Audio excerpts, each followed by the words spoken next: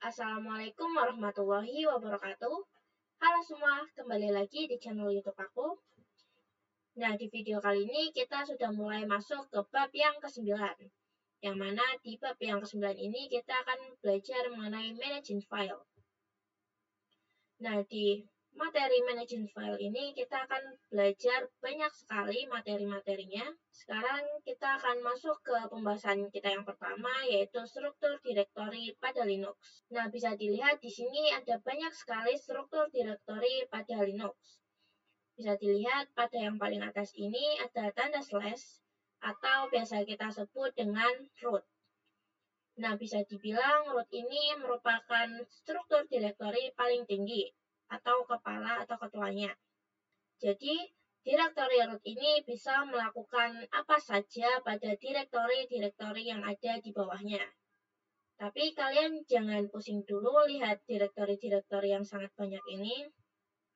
Karena untuk sekarang kita akan belajar tentang home dan USR. Nah, apa sih USR ini? Jadi, USR itu adalah tempat penyimpanan hasil instalan kita. Jika kita samakan dengan Windows, maka USR ini memiliki fungsi yang sama seperti program file. Nah, kita buka file. Nah, biasanya program file itu ada di local disk C. Nah, bisa dilihat di sini, kita buka program file. Nah, ini merupakan hasil instalan Windows kita, yang mana hasil instalan tersebut tersimpan di local disk C, tepatnya di program file. Nah, selanjutnya ada home. Jadi, home ini merupakan tempat penyimpanan user-user yang kita buat. Semisal kita membuka home, maka di situ akan muncul user-user yang telah kita buat. Nah, selain kita akan belajar tentang dua direktori yang tadi, yaitu home dan user, ada satu lagi direktori yang akan sering kita gunakan, yaitu direktori etc. Direktori etc ini itu untuk menyimpan konfigurasi-konfigurasi yang telah kita buat. Nah, sekarang kita buka kernel mesin kita, lalu kita buka file, kita ketik saja. Nah, yang ini. Nah, pada saat kita membuka file, maka secara defaultnya kita akan langsung diarahkan ke direktori home. Nah, bisa dilihat di sini ada banyak sekali direktori-direktori lainnya. Nah, lalu kan saya tadi bilang kalau kita masuk ke direktori home, maka kita akan bisa melihat user-user yang telah kita buat. Lalu di mana user-user tersebut? Nah, untuk melihat user tersebut, maka kita perlu klik terlebih dahulu yang auto location. Nah, bisa dilihat di sini ada tanda slash atau root. Maka kita klik yang ini.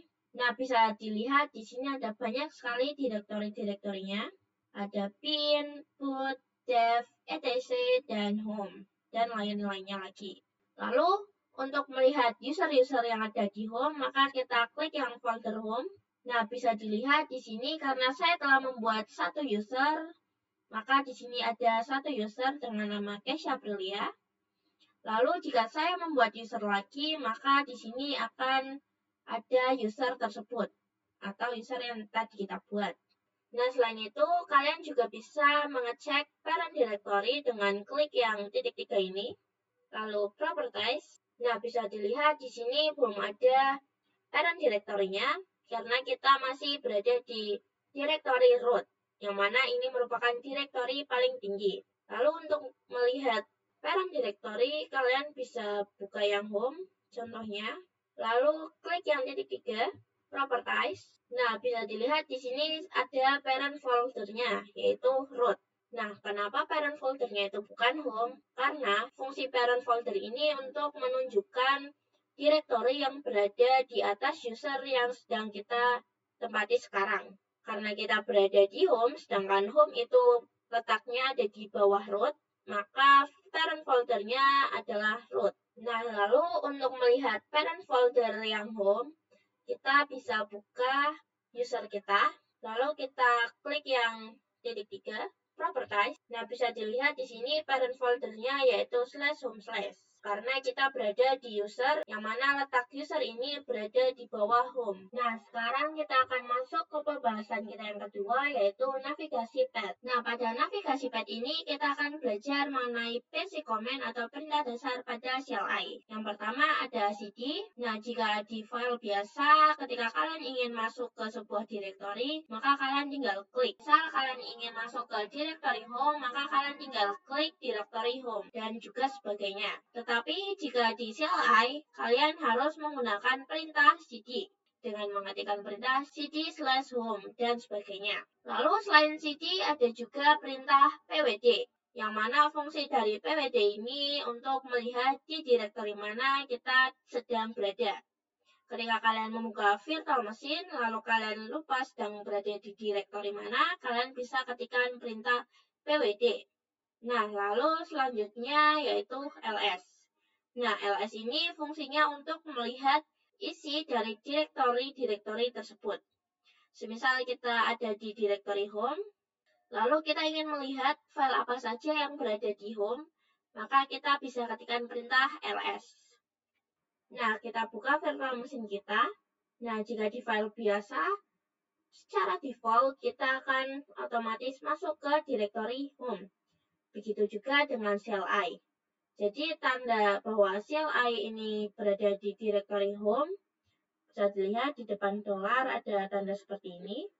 Itu tandanya kita berada di directory home. Nah, sekarang kita akan masuk ke directory root terlebih dahulu dengan mengetikkan perintah su, lalu password root yang kita buat. Nah, jika di file biasa untuk masuk ke root, kita tinggal klik yang other location, lalu yang ada tanda slash ini yang berarti root, kita klik.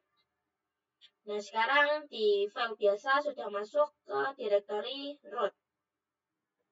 Nah, lalu ketika saya ingin masuk ke directory root, maka saya harus ketikkan perintah yaitu cd/root. Nah, sekarang kita sudah masuk ke directory root. Lalu pada file biasa, kita akan buka home directory-nya root. Kalau di file biasa itu kita tinggal klik saja. Nah, bisa dilihat di sini ada 3 buah file. Kita akan coba cek di CLI apakah sama. Untuk kita melihat apakah kita sudah berada di root, kita tinggal ketikkan perintah pwd. Yang mana perintah pwd ini untuk menunjukkan ada di mana kita sekarang atau kita berada di directory yang mana. Lalu enter. Nah, bisa dilihat di sini /root yang artinya kita sedang berada di directory root. Nah, lalu untuk melihat file apa saja yang berada di root ini, kita bisa ketikkan perintah ls. Nah, di sini file yang berada di root yaitu Debian, hostname.ctl, setmin.name.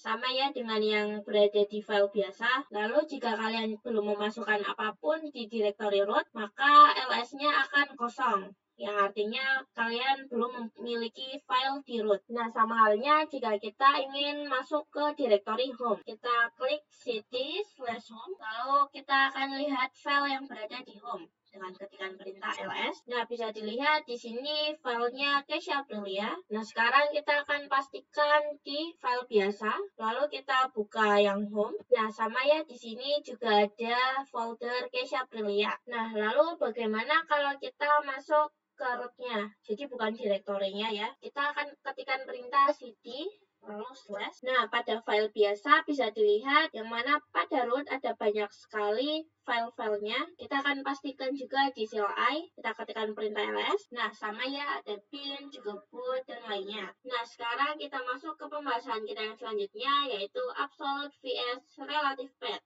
Bisa dilihat di sini bahwa absolute path merupakan perintah yang memasukkan nama directory dengan mengawalinya dengan /. Sedangkan relatif itu tidak diawali dengan /.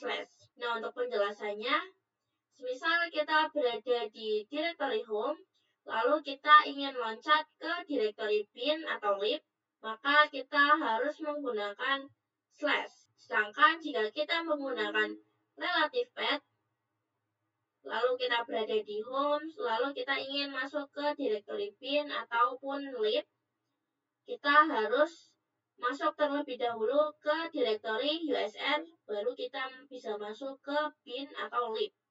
Jadi relatif ini tidak menggunakan slash. Nah, secara default seperti yang kita tahu, kita akan langsung diarahkan ke directory home. Kita coba ls di CLI. Bisa dilihat di sini filenya sama dengan yang ada di file biasa. Lalu pada file biasa kita akan masuk ke root. Kita klik yang other location, lalu klik yang slash. Nah, lalu pada CLI kita juga akan masuk ke directory root. Kita ketik su. Lalu kita akan masuk ke directory slash. Kita ketikkan cd slash. Nah, sekarang kita akan mempraktekkan yang absolute path terlebih dahulu. Nah, pada file biasa kita akan masuk ke etc. Lalu kita masuk ke yang Apache 2. Nah, syarat untuk masuk ke Apache 2 ini kita harus masuk terlebih dahulu ke etc. Karena kita prakteknya menggunakan absolute path, maka kita akan meloncati yang directory etc ini. Jadi, dari home directory slash kita akan masuk langsung ke Apache 2 tanpa masuk ke etc. Caranya yaitu kita ketikkan perintah cd, lalu karena kita akan loncat, kita beri tanda slash etc, karena Apache letaknya di etc, lalu slash Apache 2. Kita coba bwd. Nah, bisa dilihat sekarang kita berada di folder directory slash etc slash Apache 2. Lalu kita coba kembali ke cd slash tadi. Nah, dari sini kita akan coba masuk ke Apache 2 tanpa menggunakan slash. Nah, tidak bisa, itu karena kita masih berada di root, sedangkan Apache 2 ini letaknya di directory etc. Lalu jika kita menggunakan yang relatif, maka kita harus masuk terlebih dahulu ke directory etc. Kita ketikkan cd etc. Nah, setelah masuk ke directory etc, kita akan ketikkan perintah Apache 2. Kita ketikkan perintah cd Apache 2. Nah, bisa ya. Itu karena sebelumnya kita sudah masuk terlebih dahulu ke directory etc.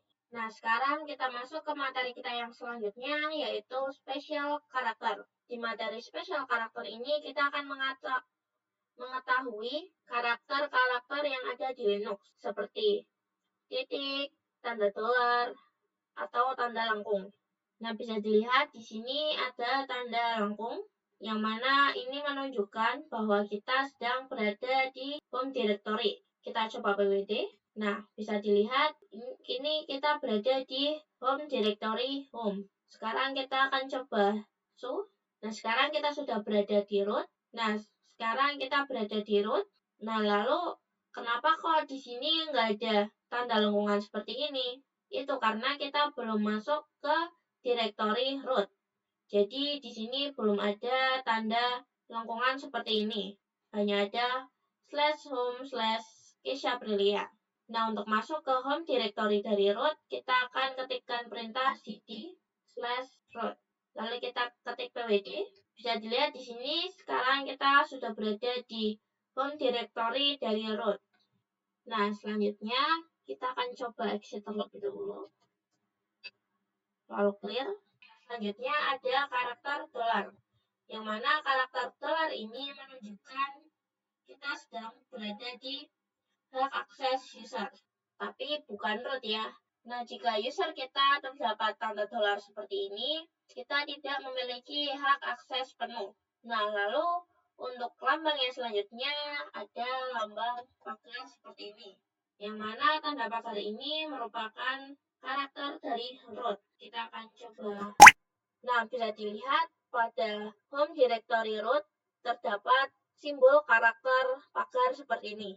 Ini menandakan bahwa kita memiliki hak akses root, yang artinya kita bisa melakukan apa saja di root. Kita exit terlebih dahulu.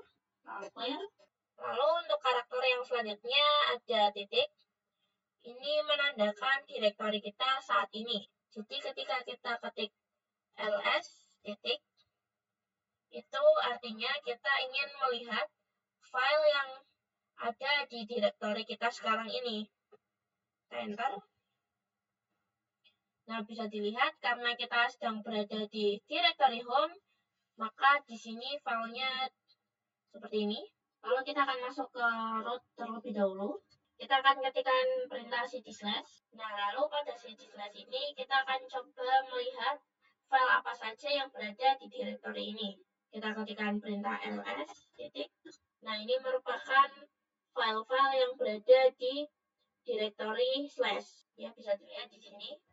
Kita berada di home directory slash. Nah, lalu untuk karakter simbol yang selanjutnya yaitu titik-titik. Yang mana titik 2 ini melambangkan parent directory atau directory sebelumnya. Yang mana directory sebelum etc itu merupakan slash. Nah, sekarang kita akan coba lihat file yang berada di etc ls titik. Nah, di sini terdapat apache. Kita akan coba masuk ke directory apache. Kita clear dulu. Lalu kita ketik cd apache 2. Nah, kita coba pwd. Lalu, kan tadi fungsi dari titik-titik ini untuk kembali ke parent apache kita yang sebelumnya. Nah, bisa dilihat di sini parent dari apache 2 yaitu etc. Jadi ketika kita ingin kembali ke parent directory sebelum apache 2, kita akan menggunakan perintah titik 2 seperti ini. Kita akan menggunakan perintah titik-titik seperti ini. Jika kita ketikkan perintah cd titik-titik, kita akan masuk ke parent directory dari apache 2 yaitu etc. Nah, bisa dilihat sekarang kita sudah kembali ke directory etc. Karena etc merupakan parent directory dari apache 2. Sekarang kita masuk ke pembahasan kita yang selanjutnya yaitu membuat file dengan touch. Di materi ini kita akan belajar membuat file dengan menggunakan perintah touch. Sebelum kita akan coba melihat file yang ada di directory ini. Nah, bisa dilihat ini merupakan file-file yang berada di directory home. Kita samakan dengan yang berada di file biasa. Nah, sama ya. Nah, lalu untuk menambah file yang berada di sini, kita bisa menggunakan perintah touch txt titik 2024. Lalu enter. Nah, sekarang kita coba ls lagi. Nah, bisa dilihat di sini sudah ada file yang tadi kita buat, yaitu txt.2024. Sekarang kita coba di file biasa. Apakah ada? Nah, bisa dilihat di sini sudah ada ya. Nah, selain cara yang seperti ini, kita juga bisa menggunakan cara absolute path seperti yang tadi. Nah, misal kita akan menambahkan file di dokumen, tapi kita tidak akan masuk ke directory dokumen ini. Jadi kita tidak akan menggunakan perintah yang seperti ini untuk membuat file. Jadi kita akan membuatnya menggunakan home directory biasa tanpa harus masuk ke dokumen. Nah, caranya kita akan ketikkan perintah, lalu nama untuk file yang akan kita buat. Misal kita akan buat tanggal sekarang aja ya, seperti ini. Nah, secara otomatis di directory dokumen ini akan langsung terbuat file yang tadi kita telah buat. Nah, sekarang kita masuk ke pembahasan kita yang selanjutnya, yaitu perintah ls advance. Seperti yang kita tahu bahwa ls merupakan perintah untuk melihat sebuah file. Nah, bedanya jika ls advance ini akan memperlihatkan file secara detail. Kita langsung masuk ke contoh. Nah, sekarang kita sudah berada di home directory. Lalu kita akan coba ketik perintah ls. Nah, bisa dilihat ini merupakan file-file yang berada di home directory home. Lalu ada banyak sekali perintah ls, misal di sini ls-a. Nah, fungsi dari ls-a ini untuk menunjukkan file-file yang tersembunyi. Nah, tanda bahwa file tersebut itu tersembunyi yaitu dengan adanya tanda titik di depannya.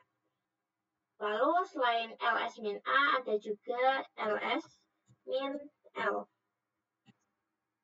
Nah, ls-l ini fungsinya untuk menunjukkan detail dari file-file yang berada di direktori home ini. Nah, bisa dilihat di sini ada banyak sekali detail-detailnya. Misal di bagian sini, ini merupakan tanggal akses dari file yang kita buat atau file yang ada. Misal di sini, karena tadi kita telah mengakses dokumen, maka di sini tanggal terakhir aksesnya yaitu Desember tanggal 2. Bisa dilihat. Jadi sebenarnya dokumen ini dibuat juga secara bersamaan dengan yang lainnya seperti download, musik, page turn, dan lainnya pada tanggal 29 November. Tetapi karena terakhir kali diakses itu hari ini, maka tanggal di sini akan berganti dengan tanggal terakhir diakses. Nah, lalu kita juga bisa menggabungkan kedua perintah ini dengan mengetikkan perintah ls-la. Jadi, untuk perintah ls-la ini fungsinya untuk melihat hidden file yang kita miliki. Jadi, kalau misal kita cuma ngetik ls-l saja, itu kan hanya menampilkan detail dari file yang tidak tersembunyi. Sedangkan kalau kita mengetikkan perintah ls-la, itu artinya kita akan melihat detail dari file yang tersembunyi. Bisa dilihat di sini, bisa diingat-ingat juga bahwa jika di depannya terdapat tanda titik, itu artinya file ini file tersembunyi atau hidden file. Nah, sekarang kita masuk ke pembahasan kita yang selanjutnya, yaitu membuat direktori dengan mkdir. Nah, setelah sebelumnya kita telah membuat file dengan perintah touch, sekarang kita akan membuat direktori dengan perintah mkdir. Sekarang kita akan coba masukkan perintah ls. Nah, bisa dilihat di sini terdapat file directory default dan juga file text yang kita buat tadi. Nah, bisa dilihat di sini terdapat file directory default dan juga file yang tadi kita buat dengan berbasis teks. Nah, sekarang kita akan membuat file directory lagi dengan menggunakan perintah mkdir, lalu nama file yang akan kita buat. Misal kita pakai nama direct new seperti ini, lalu enter. Nah, setelah itu kita coba ls. Nah, bisa dilihat yang tadinya defaultnya hanya desktop, file defaultnya telah bertambah menjadi desktop, dokumen, music, public, dan ada directory yang tadi kita buat, lalu download, picture, template, dan videos. Nah, sekarang kita akan coba masuk ke file directory-nya. Karena jika kita akan masuk ke file yang berbasis teks seperti ini atau file biasa itu tidak akan bisa. Kita akan coba masuk terlebih dahulu ke file yang berbasis teks ini, apakah bisa? Kita ketik cd txt.2024. Nah, bisa dilihat tidak bisa. Itu karena ini bukan file directory. Nah, sekarang kita akan coba masuk ke file directory yang tadi kita buat.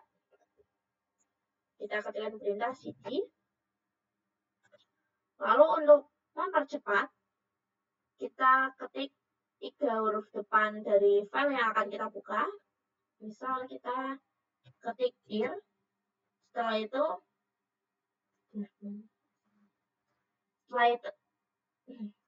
itu kita klik tab. Nah, otomatis akan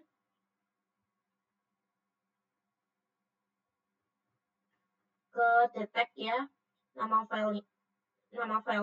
Lalu kita enter saja. Nah, sekarang kita sudah berada di file directory direct new. Nah, selain itu ada metode atau cara untuk membuat direktori dalam direktori. Ada metode atau cara untuk membuat file directory dalam file directory. Jadi, misal di direct ini kita akan membuat file directory lagi, lalu di dalam file directory tersebut kita akan membuat file directory lagi.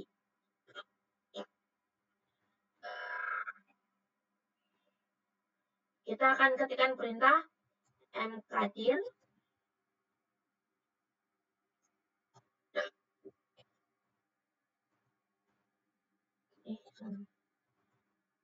dir 1, lalu enter. Setelah itu kalian klik yang tanda panah ke atas supaya tidak usah mengetik lagi. Lalu slash dir 2,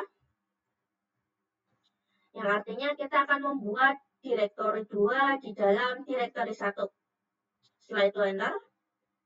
Lalu klik anak panah ke atas.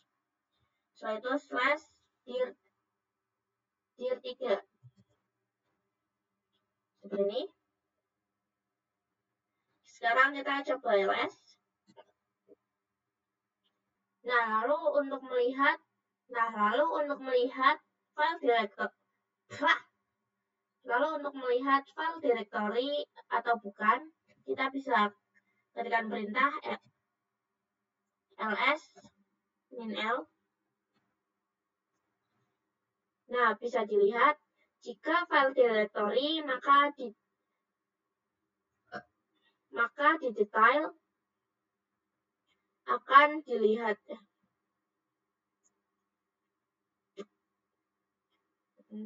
Untuk mengetahui file directory tersebut, untuk mengetahui apakah file tersebut itu file directory atau bukan, kalian bisa lihat di detailnya. Bisa dilihat di sini, abjad paling depan itu merupakan huruf D, yang artinya directory. Nah, sekarang kita masuk ke materi kita yang selanjutnya, yaitu perintah cp. Nah, cp itu merupakan singkatan dari copy. Jadi, di materi ini kita akan belajar mengcopy file. Jadi, di materi kali ini kita akan belajar mengcopy file. Atau istilahnya menduplikat. Nah, jadi jika di file biasa, misal kita akan mengcopy file, kita akan coba buka di desktop. Dokumen. Kita akan coba buka di dokumen. Nah, bisa dilihat di sini ada 2 file. Nah, jika di file biasa, cara untuk mengcopy-nya yaitu kita tinggal ngeblok semuanya, lalu klik kanan, setelah itu copy. Nah, misal di home,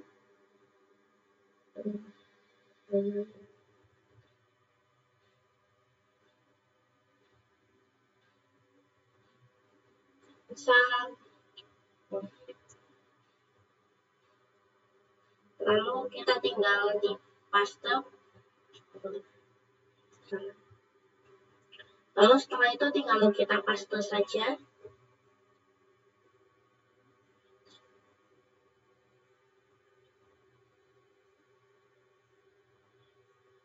Nah, bisa dilihat di sini sudah bisa tercopy. Tetapi jika kita menggunakan terminal, maka kita harus menggunakan perintah cp.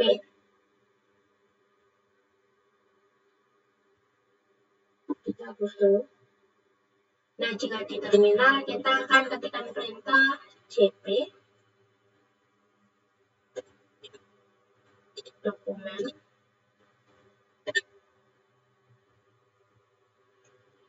Lalu karena yang ada di dokumen ini hanya 2 ini, maka kita akan mengcopy keduanya. Misal di sini hello1.txt.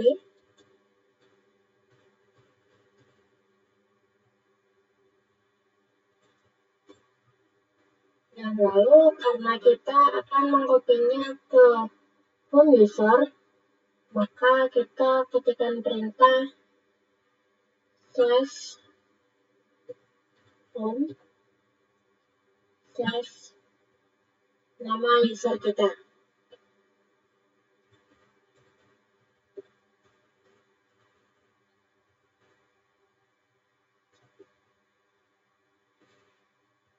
Nah, bisa dilihat di sini sudah bisa tercopy.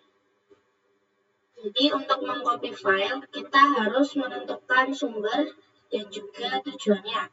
Misal di sini sumbernya yaitu dokumen halo.txt1. Lalu tujuannya kita akan mengcopy ke home/user. Nah, sekarang saya akan coba untuk mengcopy yang halo2 juga.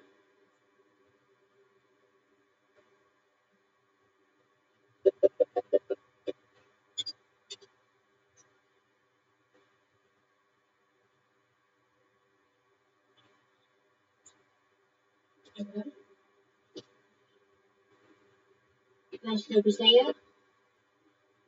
Sekarang saya akan coba untuk membuat satu file lagi di dokumen.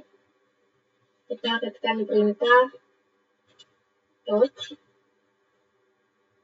lalu dokumen, terus nama filenya, misal halo3.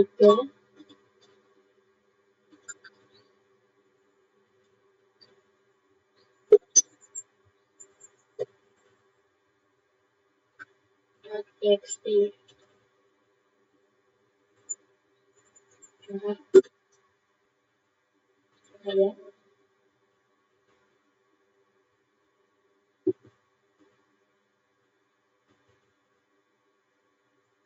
Nah, bisa dilihat di sini sudah ada halo3.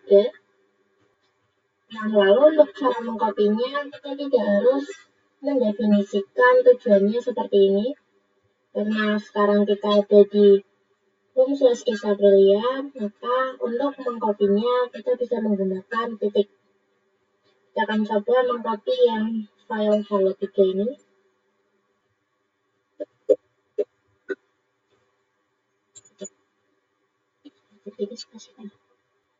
Seperti ini, kalau enter.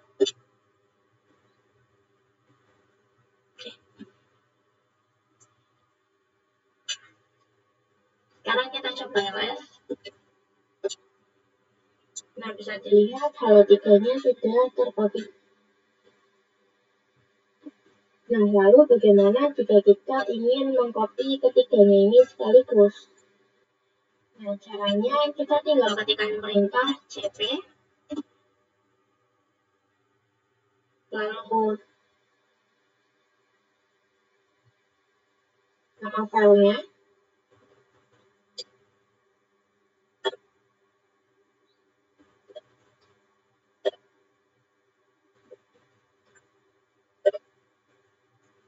nah tidak lupa juga tujuan.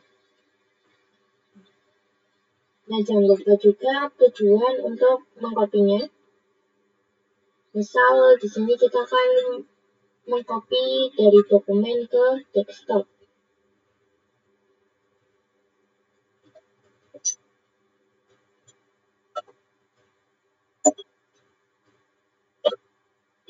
Seperti ini, kita enter. Kita coba di desktopnya, ls.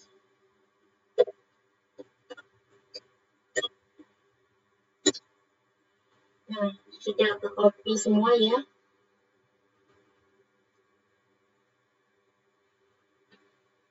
Nah, lalu bagaimana jika file yang akan kita copy ini lebih dari ini? Misal kita akan mengcopy 100 file. Kan kita nggak mungkin tuh ngetik satu-satu. Jadi untuk mempercepat ada caranya. Nah, caranya karena bisa kita lihat filenya itu kan belakangnya sama tuh, .txt semua.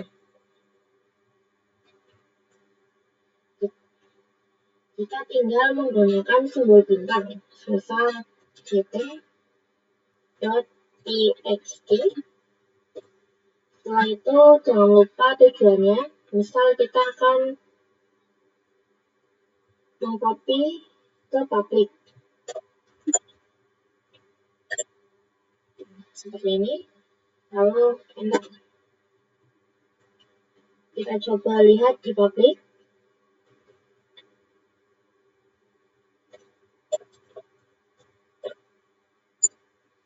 Nah, bisa dilihat semuanya sudah bisa ke copy ke publik. Nah, sekarang kita masuk ke materi kita yang 9, yaitu perintah mv. Nah, jadi fungsi dari perintah mv ini yaitu mv bisa digunakan untuk merename dir atau file. Juga bisa digunakan untuk memindahkan file. Nah, bisa dilihat di sini kita memiliki file bernama halo1 sampai halo3. Nah, misal saya akan merubah nama yang halo1.txt. Kita akan menggunakan perintah mv, lalu nama file yang akan kita rubah. Misal di sini halo1.txt. Setelah itu kita ketikkan nama baru dari file ini. Misal kita akan merubahnya menjadi replace.txt. Ya, ada txt ini ya. Txt seperti ini. Lalu enter. Nah, kita lihat di sini. Bisa dilihat di sini sudah berubah menjadi replace.txt. Nah, lalu selain untuk merubah nama file, mv juga bisa untuk memindahkan file. Misal di sini, misal di dokumen, kita telah memiliki 3 file.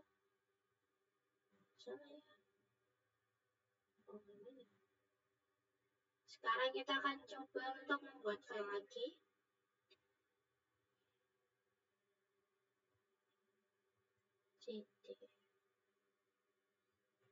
Kita ketikkan perintah cd dokumen. Lalu misal kita akan membuat dengan nama halo4.txt.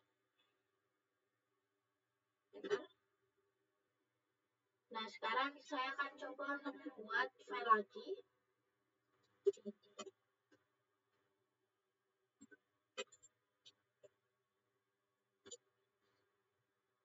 Lalu kita ketikkan perintah touch.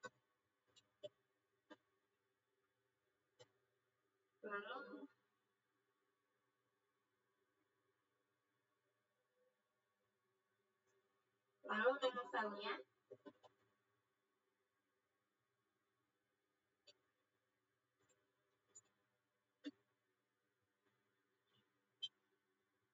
Kita coba les.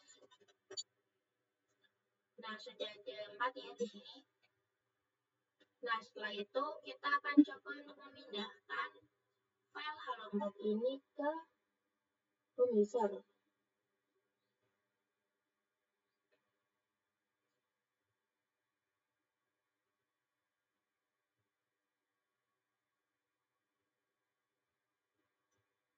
Kita keluar dulu.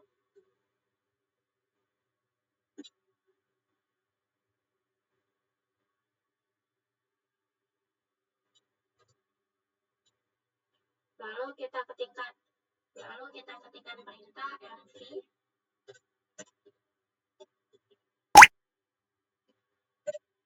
dokumen, lalu nama filenya.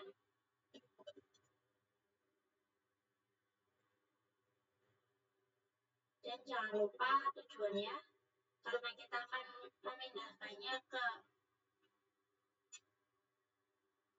user kita yang sekarang ini, kita tinggal tambahkan titik, lalu enter.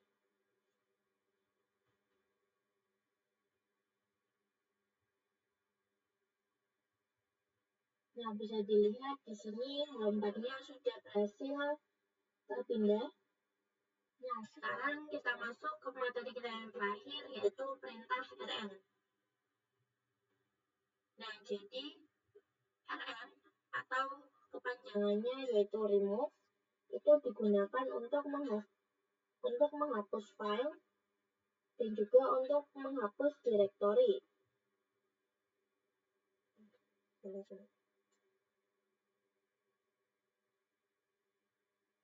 Lalu untuk menghapus directory bisa menggunakan perintah rmdir yang artinya remove directory.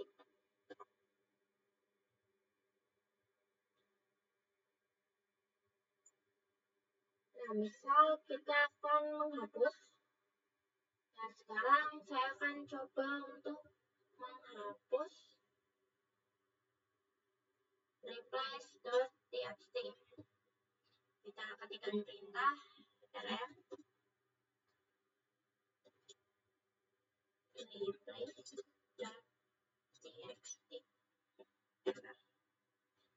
Nah, otomatis terhapus ya. Kita coba les. Nah, sudah hilang ya yang replace tadi. Nah, lalu kita juga bisa menggunakan bintang. Kita akan coba untuk menghapus file yang halo3, 4. Kita ketik rm, lalu bintang,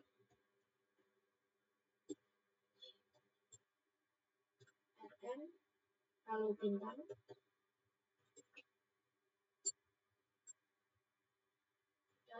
.txt. Enter. Kita coba ls.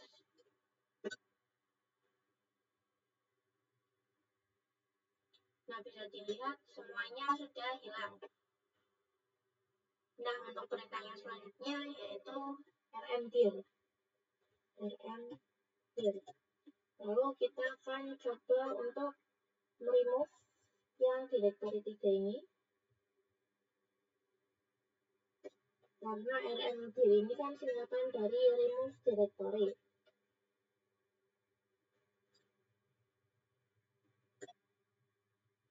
Ini, lalu kita enter. Kita coba ls. Nah, sudah hilang ya yang di 3 tadi. Nah, sekarang kita akan coba remove yang direct new ini. Kita ketik perintah rmdir.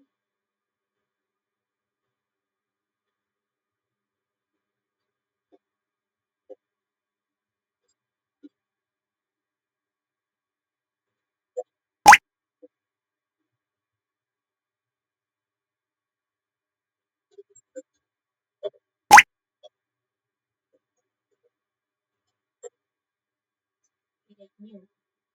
Enter. Nah, bisa dilihat di sini yang direct new tidak bisa kita remove. Kenapa? Karena di dalam direct new ini masih ada pointer lagi.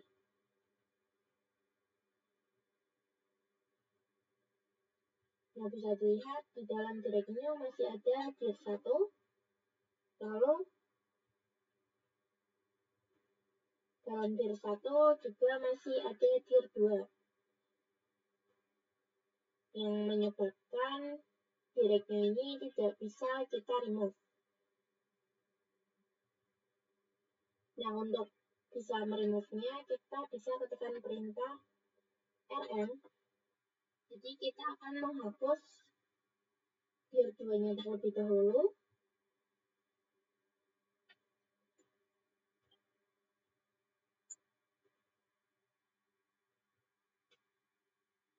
Ini misal dir 2, dir 1, akan tier 1, lalu tier 2,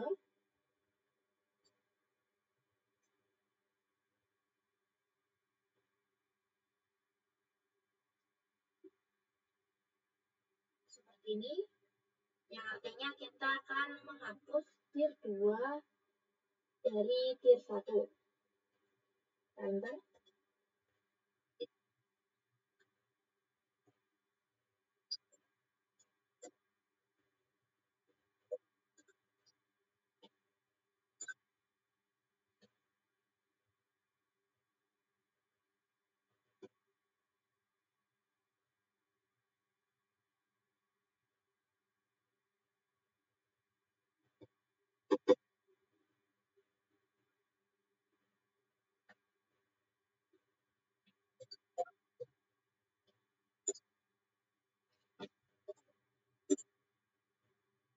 Nah, lalu kita akan coba untuk meremove yang new 1.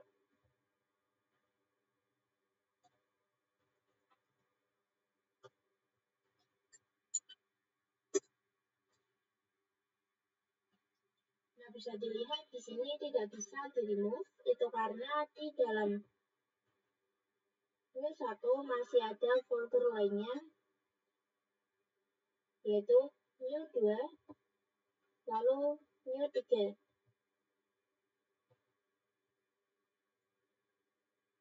Maka caranya kita akan menghapus yang new 3 terlebih dahulu.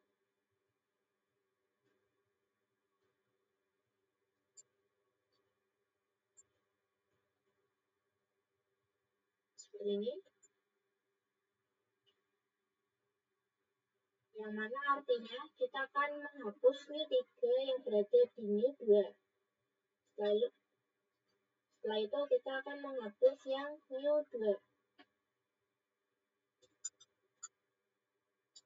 Seperti ini. Enter. Setelah itu kita baru akan menghapus yang new 1. Seperti ini. Enter. Nah, bisa dilihat di sini yang new 1 telah terhapus.